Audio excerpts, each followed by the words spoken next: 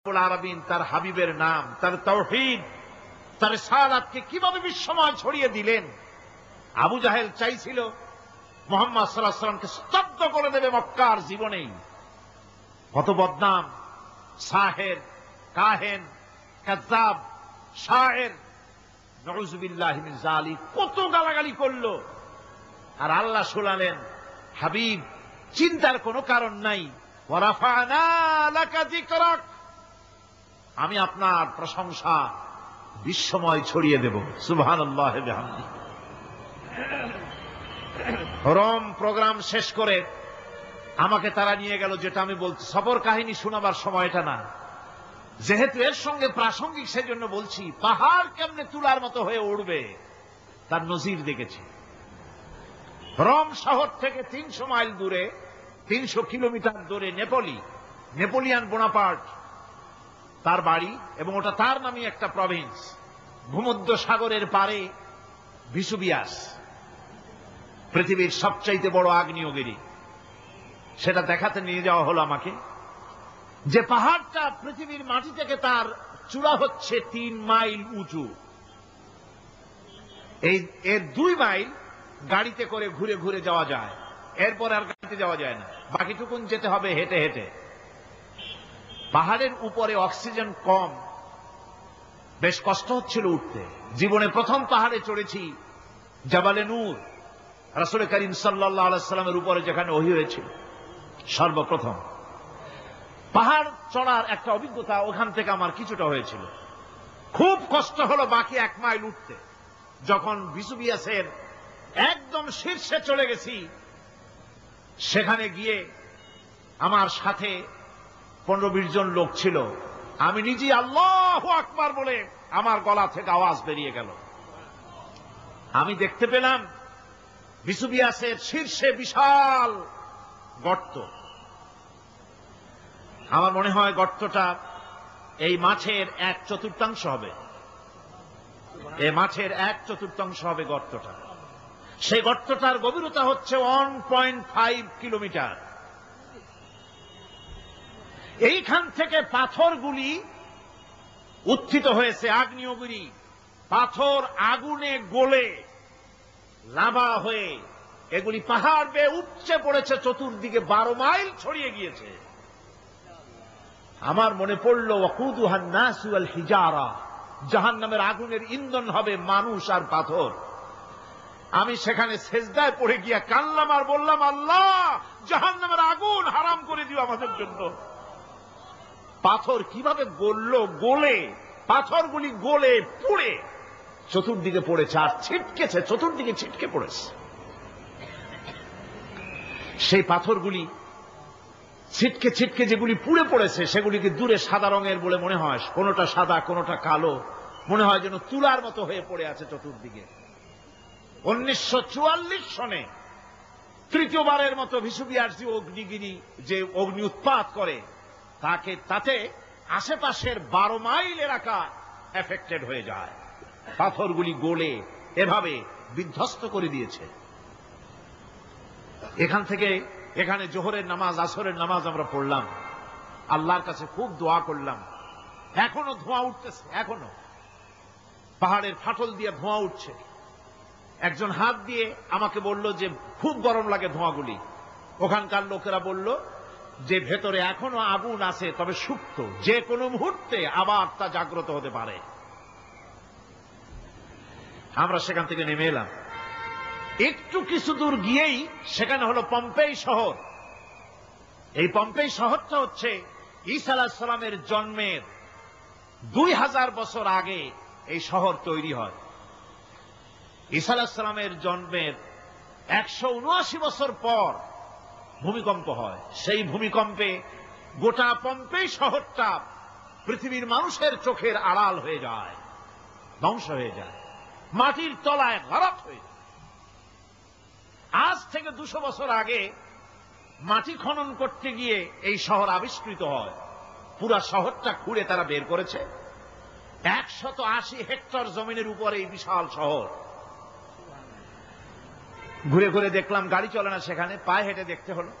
প্রশস্ত রাস্তা। আজ থেকে 4000 বছর আগের মানুষেরা রাস্তা বানাতে জানতো পাথর দিয়ে, এবং রাস্তার দুধারে তাদের ছিল ফুটপাত, পানির ব্যবস্থা, নগরায়নের সব রকমের সুযোগ সুবিধা।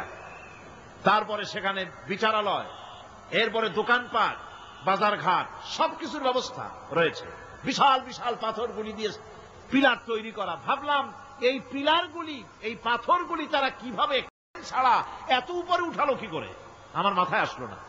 পাথর কেটে কেটে সুন্দর সুন্দর অঙ্কন শিল্প তারা করেছে।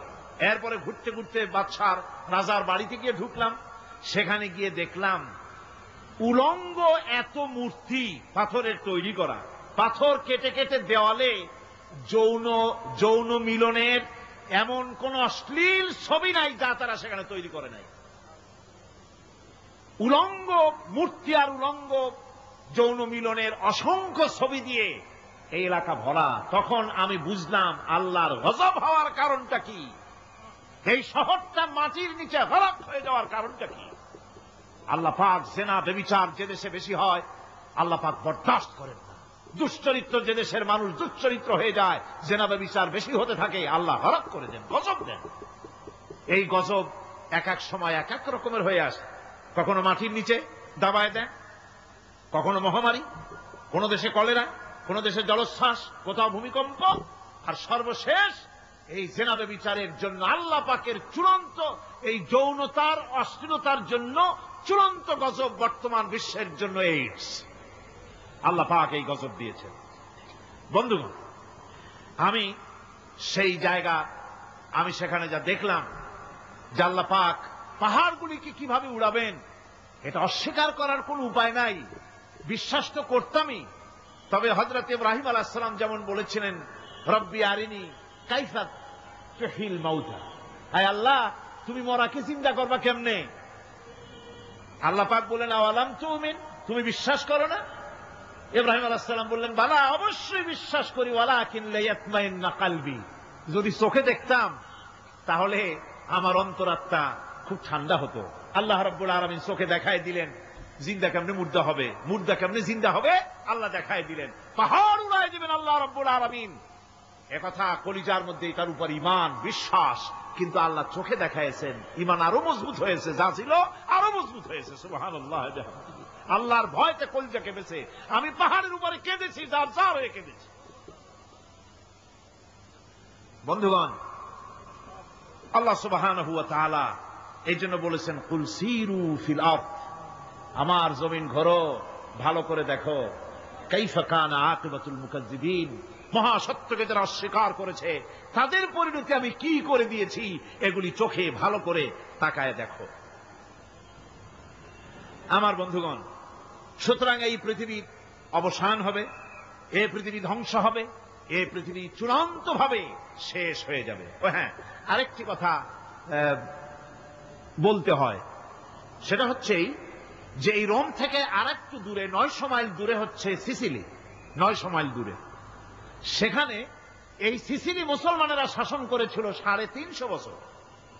সেই সিসিলিতে রয়েছে 360টা মসজিদ মুসলমানদের করা। সমস্ত মসজিদগুলি আজ তালাবন্ধ, একটা মসজিদও খোলা নাই। সেখানকার মুসলমানেরা ওয়াজ শুনতে এসেছিল রোমে।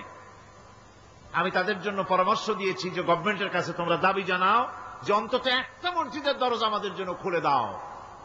রোমের অবস্থানরত প্রবাসী বাংলাদেশি মুসলমানেরা আমাকে বলেছে, তাদের অনেকের বাড়ি চট্টগ্রামেও আছে, আমাকে বলেছে তাদের চোখে পানি আসছে বলার সময় যে চিরময় তাফসীর মাহফিল যখন আসে কলজেটা কাঁদতে থাকে যাওয়ার জন্য। তো যাওয়া তো সম্ভব না এত দূর থেকে, আমাদের সালাম বলে দিবেন যত লোক আসবে, আর আমাদের জন্য দোয়া করতে বলবেন যেন এই রোমের ভিতরে আমরা ইসলামের আদর্শের ভিত্তিতে আমরা যেন চলতে পারি। আপনারা দোয়া করুন তাদের জন্য। ভাইরা আমার, এই পৃথিবী একদিন পরিসমাপ্তি ঘটবে এবং আল্লাহর দরবারে আমাদেরকে উঠতে হবে এবং সেখানে আমাদের বিচার হবে। সেখানে আমাদের কি হবে? বিচার হবে। আল্লাহ পাক বিচারটাকে নির্ভুল করার জন্য, সঠিক করার জন্য প্রত্যেকের গলায় আমলনামা ঝুলায় রাখছেন। এখানে রেকর্ডের ব্যবস্থা করা হয়েছে। আল্লাহ পাক বলছেন, ওয়া কুল্লা ইনসানিন আলজামনাহু তাইরাহু ফি উনুকিহি ونخرج له يوم